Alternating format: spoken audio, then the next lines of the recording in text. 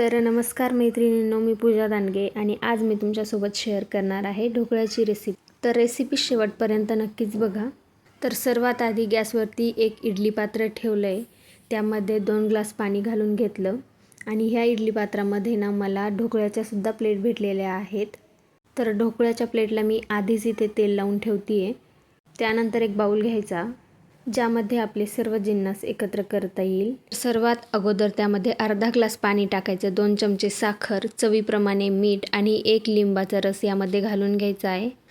आता ढोकळा बनवण्यासाठी हे प्रमाण एकदम परफेक्ट आहे. मी इथे 2 कप बेसन पीठ वापरणार आहे. मला तर ढोकळा खूप आवडतो. आता हे लिंबू जे आहे ते साईजला मोठं होतं आणि त्याच्यात पाणी पण भरपूर होतं. तुम्ही तुमच्या हिशोबाने जर लिंबामध्ये पाणी कमी असेल तर अजून एक अर्धा लिंबू त्यामध्ये ॲड करू शकता. आता हे सगळं व्यवस्थित असं मिक्स करून घ्यायचं. जोपर्यंत आपली साखर विरघळत नाही तोपर्यंत याला मिक्स करायचं. त्यानंतर याच्यामध्ये घालायची थोडीशी हळद, तीसुद्धा व्यवस्थित अशी मिक्स करून घ्यायची. आणि मेन गोष्ट म्हणजे बेसन पीठ आपण शक्यतो चाळूनच घ्यायचं आहे. याने काय होतं माहिती का, ढोकळा आपला छान असा फ्लफी बनतो आणि कोणतीही गुठली तयार होत नाही आपल्या बॅटरमध्ये, म्हणून इथे बेसन पीठ चाळूनच घ्यायचं आहे. तर मी इथे 2 कप बेसन पिठाचा वापर केलेला आहे. आता बेसन पीठ आपण छान असं चाळून घेतलेलं आहे. आता याला मिक्स करून घ्यायचं आणि हवं तेवढं थोडं थोडं पाणी घालून याचं एक बॅटर तयार करायचं. म्हणजे जास्त पातळही नको आणि जास्त घट्टही नको. ते तुम्हाला समोर व्हिडिओमध्ये दिसतंच आहे की अशा प्रकारे आपण इथे बॅटर तयार करून घेणार आहोत.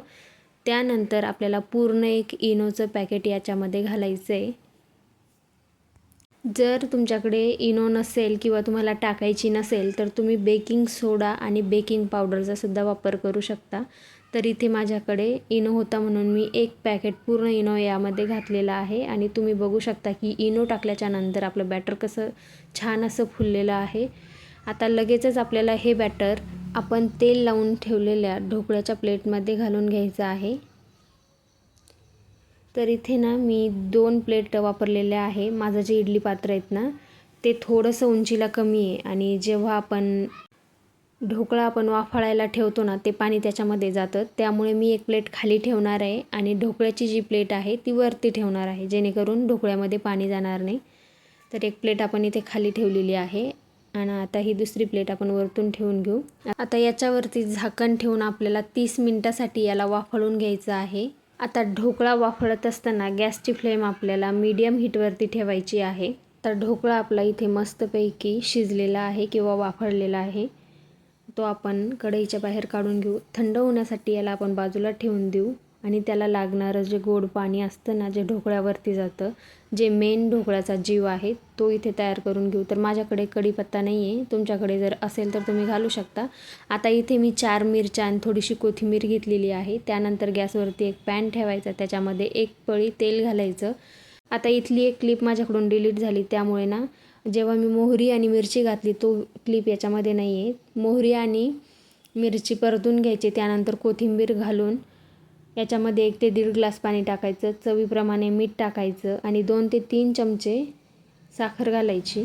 याला मस्त अशी उकळी येऊ द्यायची आणि उकळी आल्याच्या नंतर आहे ना याला आपण थोडंसं साईडला ठेवून देऊया. म्हणजे थोडं थंड होऊ द्यायचं, याला जास्त पण थंड नाही करायचं. आता आपला ढोकळा पण इथे थंड झालेला आहे. चला आपण याला कापून घेऊ. तर माझ्या चाकूला आहे ना धार नाही आहे, त्याच्यामुळे थोडासा ढोकळा आहे ना असा मध्ये हे झालेला आहे. तर ढोकळा कट करताना आहे ना चाकू थोडासा चांगलाच वापरा. आता ते तडक्याचं गोड पाणी आपण याच्यावरती घालून घेऊ आणि तयार आहे आपला इथे मस्त असा फ्लफी ढोकळा. जर तुम्हाला माझे व्हिडिओज किंवा रेसिपी आवडत असेल तर चॅनलला नक्कीच सबस्क्राईब करा. आणि ही ढोकळ्याची रेसिपी तुम्हाला कशी वाटली कमेंटमध्ये नक्कीच सांगा. तुम्ही बघू शकता मस्त आपला इथे ढोकळा तयार आहे. छान असा फ्लफी पण झालेला आहे. बघा माझे 2 कार्टून मागून सांगतायत की लाईक, शेअर आणि सबस्क्राईब करा म्हणून. त्यांचं ऐकून तरी सबस्क्राईब करा. भेटूयात नेक्स्ट रेसिपीमध्ये. तोपर्यंत बाय बाय.